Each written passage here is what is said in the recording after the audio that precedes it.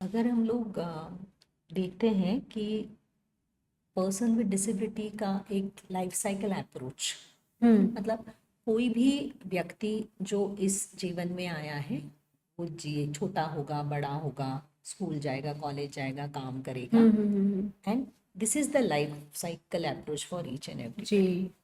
तो person with disabilities के साथ ये बड़ा चैलेंज होता है। तो जब हम एज अ ऑर्गेनाइजेशन का हमारा डिलीवरी की बात करते हैं, सर्विस डिलीवरी की बात करते हैं, तो हम उसमें हमने बहुत प्रोफेशनली इस लाइफ साइकिल अप्रोच को अडॉप्ट किया है। और ये ऐसे नहीं है कि हमने सिर्फ और सिर्फ सोचा और हो गया। तो जैसे जैसे हम काम करते गए, जैसे जैसे हमारी नीड्स आती गई, उस तरीके से हम्म। हमने चीज़ों को बदलना शुरू किया। हम्म। तो जब मैं आई थी तब हमारे ऑर्गेनाइजेशन में स्पेशल स्कूल थी हम्म। और कम्युनिटी बेस्ड रिहैबिलिटेशन प्रोग्राम शुरू हुआ था।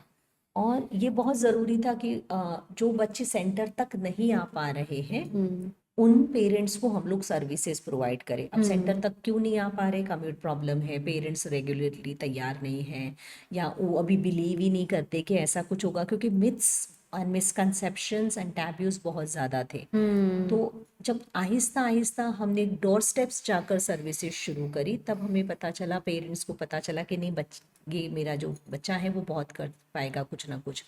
तो जब हम इस चीज़ से आगे और देखते गए, तब हमको ये महसूस हुआ कि एज अ ऑर्गेनाइजेशन जब हम काम करें तो हम तब तक हमको कम से कम 15-16 साल हो गए थे, 1988 से 2000 तक। और हम्म। बहुत सारे पीपल विद डिसेबिलिटीज जिनको हमने ट्रेंड किया था, दे आर एडल्ट। उस हम्म। टाइम वो लोग एडल्ट हो गए थे, हम्म। पर उनके पास स्किल्स भी बहुत थे। हम्म। पर पेरेंट्स जो है या जो एम्प्लॉयर थे वो हम्म। उनको जॉब्स देने के लिए तैयार नहीं थे।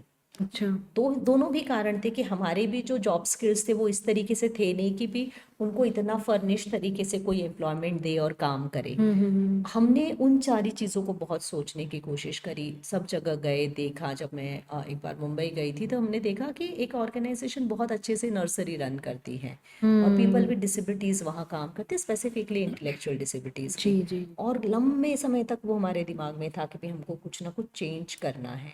तो जब हमको उस तरीके के मौके मिले, जब इस तरीके के लोग हमारे साथ जुड़ने लग गए, तब हम्म। हमने पूरा हमारा जो डिसेबिलिटी में लाइवलीहुड सेक्टर है उसको पूरा चेंज किया। जी। जब हम अगरबत्ती हम भी बनाते थे, हम भी बुक बाइंडिंग करते थे, हम भी हम्म। कैंडल बनाते थे, जिससे हम हमारे एडल्ट विद डिसेबिलिटीज को कुछ नहीं दे पा रहे थे। पर हम्म। हमने उसको चेंज किया, हमने उनको इस तरीके के ट्रेड्स में डालने के, जैसे मुझे याद है हम लोग 2010-11 में हमने पहले जब वोकेशनल ट्रेनिंग को एक्सपैंड किया, तो हमारा था बंधेज का काम था, वुड हम्म। क्राफ्ट था, स्टेशनरी था। हम्म। और इसके साथ हमने शुरू किया।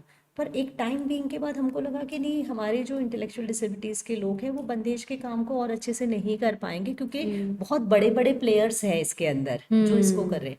पर वुडक्राफ्ट और स्टेशनरी ये काम ऐसे थे जो वो बहुत अच्छे से कर सक रहे थे, तो हमने उसको प्रमोट किया। गार्डनिंग, कुछ समय के बाद हमने गार्डनिंग और हाउस कीपिंग, क्योंकि अजमेर एक ऐसी जगह है जिसको हम पिलग्रिम प्लेस कहते हैं, यहाँ हम्म। कोई ऐसी चीज़ें अवेलेबल नहीं है। जॉब्स हम्म। के लिए गवर्नमेंट जॉब्स ही अवेलेबल है, हमेशा अजमेर को गवर्नमेंट जॉब सिटी ही माना गया, ज़्यादातर गवर्नमेंट ऑफिसेज है यहाँ, हम्म। रेलवेज है और वो सारी चीज़ें। हम्म। पर बहुत ज़्यादा रिसोर्ट्स अवेलेबल है और हम्म। हर व्यक्ति को अच्छे एम्प्लॉयज़ की ज़रूरत है। हम्म। तो क्या करें हम? उस गैप को हमने चेक करने की कोशिश करी, फिर हमने नर्सरी गार्डनिंग ट्रेनिंग शुरू करी, हाउस कीपिंग ट्रेनिंग शुरू करी, फ्रंट हम्म। ऑफिस ट्रेनिंग शुरू करी। जी जी। और जो पर्सन विद डिसेबिलिटीज़ हैं जिनको मोबिलिटीज़ बहुत ज़्यादा इश्यूज़ हैं, तो जो हमने प्रोग्राम शुरू किया उसी में हमने, जो दक्ष एम्पावर एबिलिटी फाउंडेशन है हमारा, उसके अंदर खाद बनाने की प्रक्रिया, हमने उसके ऊपर बहुत साल काम किया। खाद की प्रक्रिया में पहले हम्म। कम से कम 10 साल तक हमने केचवे की खाद बना के देखी, और अच्छा। हर साल हमारे केचवे मर जाते थे।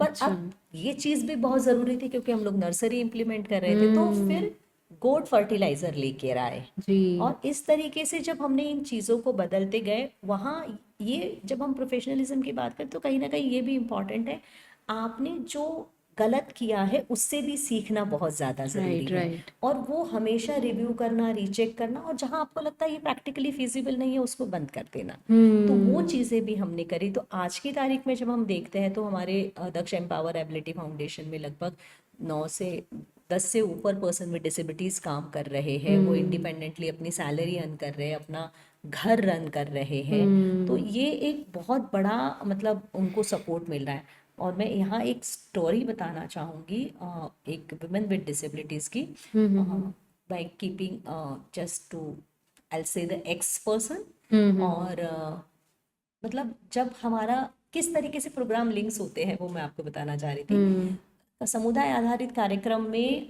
हमारे सीबीआर वर्कर के माध्यम से पता चला कि ऐसी लड़की है जिसको दादी और नानी घर में बंद करके जाते हैं। अच्छा। क्यों? क्योंकि वो वुमेन विद डिसेबिलिटी है और उनको एक तरीके का फियर है कि उसका रिस्क है कि भी उसके जीवन को कुछ नहीं हो और शी शुड बी फाइन, किसी तरीके का अब्यूज नहीं हो। एज अ पेरेंट बिल्कुल सही है, कोई भी करेगा जिसके पास रिसोर्सेस नहीं है, और एज अ मदर कोई भी करेगा। पर जब हमने उसको पहली बार गार्डनिंग ट्रेनिंग के लिए बुलाया, दोनों ही, क्योंकि दोनों ही महिलाएं थी, घर में कोई पुरुष और नहीं थे, तो वो लोग आए, देख कर गए, बहुत डरते डरते उन्होंने 1 महीने के लिए उसको बोला कि भी आप रहे, पर फिर भी उनको डर लगने लग गया, वो बीच में से उसको लेके गए। पर वो जो 1 महीना जो लड़की दूसरी नॉन डिसेबल लड़कियों के साथ रही थी, उसका इम्पैक्ट उसके ऊपर बहुत हुआ। उसने अपनी मदर से कहा, रोके हुए कहा कि नहीं मुझे उस ट्रेनिंग में जाना है। वो वापिस लेकर आए, उसने ट्रेनिंग जो है वो कंप्लीट करी। गार्डनिंग ट्रेनिंग कंप्लीट करने के बाद उसको स्टिचिंग में इंटरेस्ट आया, वो अच्छा। स्टिचिंग कंप्लीट करी। आज वो बहुत अच्छे से एज ऑर्गेनाइजेशन में काम कर रही है, और पूरा गार्डनिंग का काम भी आता है और पूरा शॉप जो है वो हैंडल करने का काम भी वो सीख गई। स्टडी उसने बहुत ज़्यादा नहीं करी। यहाँ एक अपॉर्चुनिटी की बात है कि किस तरीके से हम अपॉर्चुनिटीज़ को दें।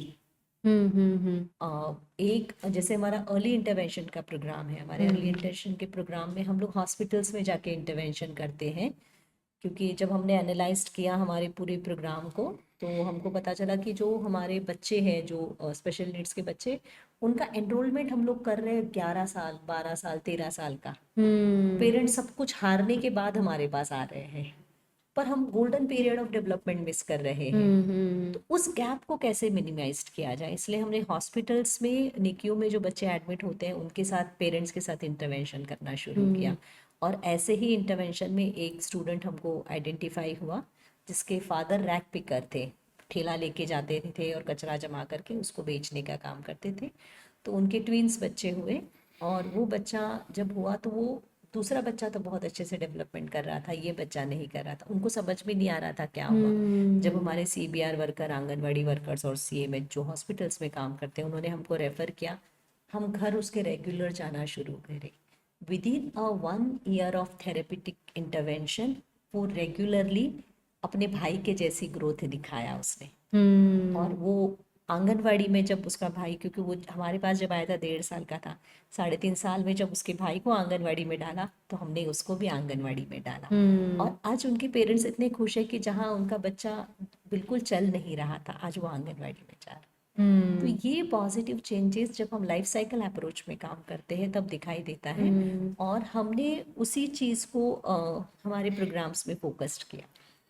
एक जो महत्वपूर्ण चीज़ होती है वो क्या होती है कि ज़्यादातर अगर आप इस फील्ड में देखेंगे तो ये होता है कि एक जो हमारे जैसे ऑर्गेनाइजेशन काम करते हैं वो, और एक पेरेंट्स, ये लगता है कि ये दो ही स्टेक होल्डर हैं जो पूरा काम करेंगे, जी जी। जबकि ये गलत होता है। इसमें पूरा एक सराउंडिंग एक स्टेक होल्डर का अलग अलग है। तो इसमें आपका आंगनवाड़ी वर्कर, गवर्नमेंट टीचर, आसपास के जो शॉपकीपर हैं वो, जी ये जी। सारे लोग अपनी अपनी, इनका एक रोल होता है जो इनको निभाना होता है। जैसे हमने ये ऑब्जर्व किया कि भाई हमने एक बच्चे को वोकेशनली ट्रेंड कर दिया है, लेकिन अब वो गांव में जाता है तब भी उसको लोग पागल बोलते हैं कि तो पागल आ गया, पागल आ गया। तो हमको ये नज़र आया कि भाई ये तो हमेशा से इसके साथ, ऐसे बच्चों के साथ ये चैलेंज रहेगा। तो इसके लिए क्या करना हो, तो इसके लिए हमने क्या किया, जितने भी गवर्नमेंट स्कूल्स हैं, तो हमने शिक्षा विभाग के साथ एमओयू किया, राजस्थान सरकार के साथ, कि हम जो स्कूल्स हैं गवर्नमेंट स्कूल, इनके साथ हम लोग काम करें। और नॉन डिसेबल्ड जो पीयर हैं इनके, भाई हम एनरोलमेंट तो इनका करा ही रहे हैं, लेकिन वो टीजिंग और उन बच्चों के साथ वो दिक्कतें बढ़ती जा रही। तो इसके लिए क्या होगा कि नॉन डिसेबल्ड को भी आपको ट्रेन करना होगा। तो पूरा हम लोगों ने इसके लिए एक कैंपेन डिजाइन किया जिसका नाम है चैलेंजिंग चैलेंज। जी। अब उसमें हमने ये किया कि भी बच्चों को आप कभी भी ज्ञान देंगे या स्पीच देंगे कि देखो ऐसा मत करो, ये गलत होता है, इससे पाप लगता है, वो वर्क नहीं करेगा। जी जी। तो हमने इस पे पूरा सोच के रिसर्च करके ये बनाया कि इसमें एक्टिविटीज़ क्या क्या होनी चाहिए। तो इसमें हमने इस तरीके की एक्टिविटी की कि जैसे बच्चों को बोलते हैं, टीचर्स को बोलते हैं कि भाई जैसे एक हाथ आपको ऐसे रखना है और आपको शर्ट पहननी है, एक हाथ से आप कैसे शर्ट पहनो, आपके पास जो है आंख पे ब्लाइंड फोल्ड लगा देते हैं। अब आप पहचानो कि आपके सामने ये कप है, ये घी है या राई है या इसमें ये है, कौन सी दाल है। तो जब वो इस तरीके के हर एक डिसेबिलिटी के हमने एक चैलेंजिंग गेम निकाल लिया। तो ऐसे 20-25 हमारे पास गेम्स हैं। तो वो 1 घंटे 1.5 घंटे का हमारा पूरा वो सेशन रहता है। जी जी जी। टीचर्स के लिए भी, क्योंकि टीचर्स का भी माइंड सेट ये है कि यार ये क्या कर पाएगा, मेरी क्लास का रिजल्ट और डाउन कर देगा, इसको सर हाँ। आप स्पेशल स्कूल में पढ़ाओ, हमारे यहाँ नहीं पढ़ेगा। हाँ। और नॉन डिसेबल्ड बच्चों को तो है ही।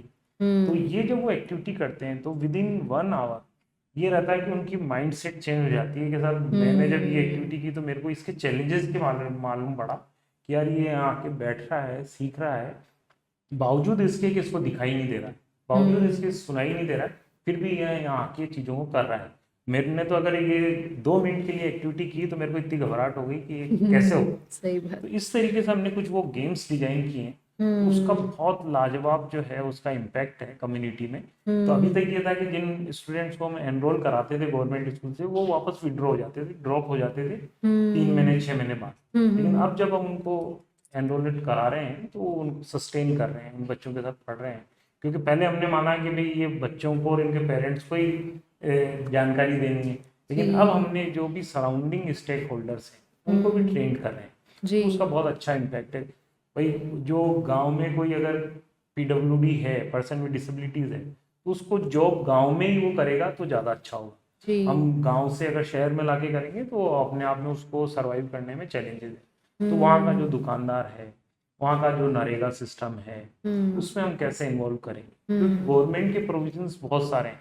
जी। नरेगा में प्रोविजन है कि भाई अगर कोई भी पीडब्ल्यूडी है तो उसके लिए ये जो है रियायतें हैं, उसको काम देना जरूरी है। जी जी। लेकिन न उस पीडब्ल्यूडी को मालूम है, न उसके पेरेंट्स को मालूम है, न जो नरेगा चलाते हैं उनको मालूम है। जी। तो वो पूरा हम लोगों ने उसका पोस्टर बना के कि ये प्रोविजंस गवर्नमेंट ने किए हुए हैं, इनको अवेल करना जरूरी है। जी तो जी। वो एक सेटअप लोकल लेवल पे बन पा रहा है कि वो बच्चे वहीं सस्टेन हो रहे हैं, अपना काम कर रहे हैं, इनकम हो रही है उनकी। जी तो जी। ये बहुत जरूरी है कि हम जब सोसाइटी में रहते हैं तो हर व्यक्ति का एक रोल है।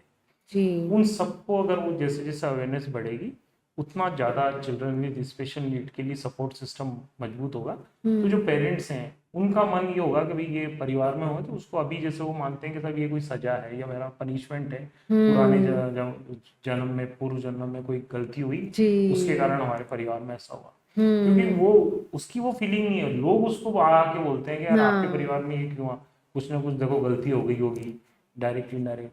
लेकिन जब ऐसा सपोर्ट सिस्टम होगा कि लोग उसको सपोर्ट करेंगे तो वो कहेगा कि भाई जैसे एक क्लास में हम देखते हैं कि भाई कुछ बच्चे फर्स्ट डिवीजन लेके आ रहे हैं, कुछ बच्चे सेकंड डिवीजन ला रहे हैं, कुछ थर्ड डिवीजन ला रहे हैं, कुछ फेल हो रहे हैं। तो ये हो सकता है कि ये बच्चे थर्ड डिवीजन लाएंगे या फेल होंगे, लेकिन है उस क्लास का या उस सोसाइटी का पार्ट। तो वो जब हम इन स्टेक होल्डर को ट्रेन करेंगे, ओरिएंट करेंगे, तो वो पूरा ओवरऑल एक इंक्लूसिव सोसाइटी का एक एनवायरनमेंट बनेगा। तो न पेरेंट्स को दिक्कत आएगी और नए पीडब्ल्यूडी को दिक्कत आएगी कि भाई हम ऐसे क्यों रह रहे हैं। एक्चुअली में थॉट्स अपने सोसाइटी ही बनाती है। एक्चुअली में जी अपन अपने दिमाग में आज अपन किसी और को देखते हैं तब अपन को लगता है नहीं, अपन को इंक्लूड करके ही चलना चाहिए, कोई भी डिसेबल्ड हो जी या डाउन जी सिंड्रोम हो। जी अपन डाउन सिंड्रोम के बारे में बात करेंगे अभी। तो लेकिन जब कोई और बोलता है ना, अगर अपने ही घर में ये चीज़ हो जाए और कोई थर्ड पर्सन आके अपन को कुछ नेगेटिव बोल जाता है हाँ तो बहुत दुख होता तो बहुत मतलब फिर अपन ना अपने वो जो पॉजिटिव थॉट्स कह लो हाँ ना वो वो सब मोटिवेशन चल जाता है। चली जाती है।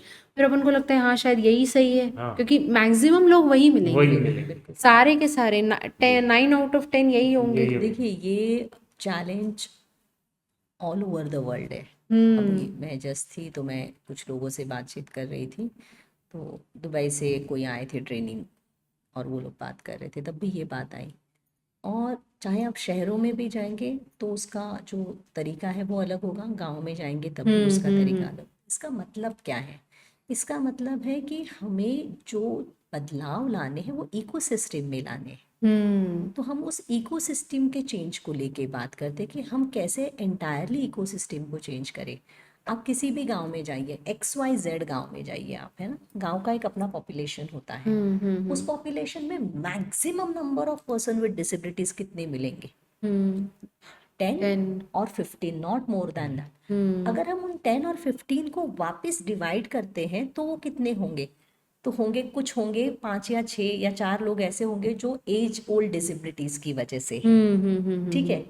2 या 3 बच्चे ऐसे होंगे जो 0 to 6 years के हैं। 1 या 2 बच्चे होंगे वो जो स्कूल गोइंग के हैं, या कुछ एडल्ट्स जो एक्वायर्ड डिसेबिलिटीज के हैं, सिर्फ जी। ये। तो अगर मैं 15 को डिवाइड करती हूँ तो वो डिफरेंट काइंड ऑफ डोमेन्स में चले जाएंगे, राइट। अगर हम सिस्टम में सपोर्ट की बात करते हैं तो एडल्ट विद डिसेबिलिटीज कितने लिख ले? 2। तो 2 लोगों का placements with in the village ज़्यादा आसान होगा, या उनको वहाँ से डिस्प्लेस करके कहीं और प्लेसमेंट दे वो ज़्यादा आसान होगा? आंगनवाड़ी में 30 बच्चों में हमें सिर्फ 1 या 2 पर्सन विद डिसेबिलिटीज जो बच्चे हैं उन्हीं को तो रखना है। स्कूल्स में 6 to 14 में अगर 500 चिल्ड्रन है रेगुलर न्यूरोटिपिकल डेवलपमेंट के हैं, तो जो न्यूरोटिपिकल डेवलपमेंट जिनका चैलेंज्ड है उसमें कितने निकलेंगे? 4 या 5। तो जब हम सपोर्ट सिस्टम की बात करते हैं तो कितने लोगों को सपोर्ट सिस्टम देने की ज़रूरत है? हमें इसीलिए इकोसिस्टम को डेवलप करना पड़ेगा। और यही एक कारण है क्योंकि 70% ऑफ द पॉपुलेशन तो हमारे गांव में है, आज की तारीख में भी वही है। जी। तो हमने इस चीज को सोचते हुए वहाँ के सिस्टम को स्ट्रेंथन करने का सोचा। पेरेंट्स वहाँ है, बाकी सारे लोग भी वहाँ हैं, तो वहाँ कौन है? वहाँ सरपंच है, वार्ड पंच है, वहाँ आंगनवाड़ी वर्कर्स है, वहाँ ANMs है, वहाँ PSCs है या CSCs है, या वहाँ के एम्प्लॉयर्स है, ई मित्र है। मान लीजिए कि 9 साल का चाइल्ड विद डिसेबिलिटी है, उसको ई मित्र में फॉर्म भरना है उसकी UDID सर्टिफिकेट के लिए। अगर गांव का ही ई मित्र उनको सपोर्ट करता है तो उन्हें और कहीं जाने की जरूरत नहीं पड़ेगी, तो उनका काम वहीं के वहीं हो गया। एम्प्लॉयमेंट के लिए या किसी भी सरकारी योजना से उस परिवार को जोड़ने के लिए कौन ज्यादा जरूरी है? तो ये सारे स्टेक होल्डर्स जरूरी है।